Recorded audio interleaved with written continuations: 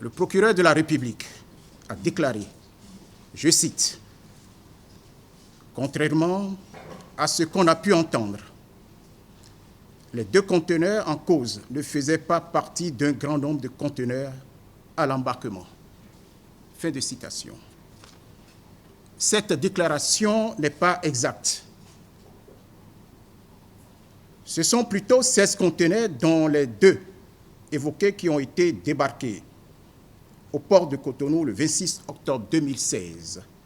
Le procureur a déclaré, je cite, « 24 heures avant l'arrivée des 2 conteneurs, la société Common SA a déposé une déclaration sommaire afin de procéder par le biais d'une procédure spéciale à l'enlèvement immédiat des 10 conteneurs. » Fin de citation.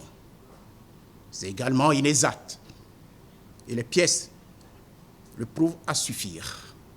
Des 16 conteneurs débarqués, 14 ont été transférés sous douane dans la nuit du 27 au 28 octobre 2016 en raison de ce que les connaissements originaux relatifs à ces conteneurs étaient disponibles. Il convient de préciser à l'attention de l'opinion publique que sur les 2 conteneurs en cause, un a été retiré de la garde du manutentionnaire et déposé à la brigade maritime à l'insu de la société Common.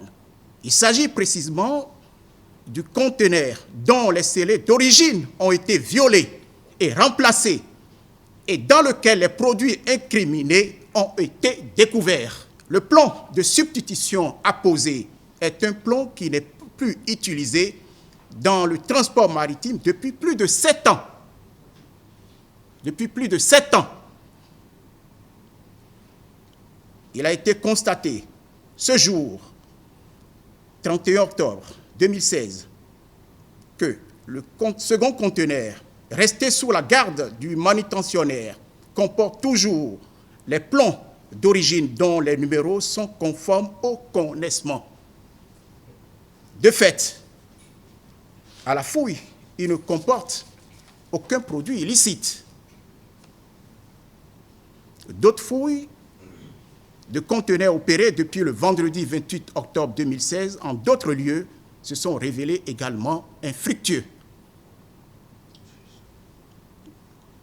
Il est surprenant dans ce dossier que seul M. Sébastien Diavon et ses collaborateurs sont l'objet de garde à vue, alors que, à la différence de tous les acteurs de la chaîne maritime, chargeurs, manutentionnaires, transporteurs, ils n'ont jamais eu accès aux conteneurs.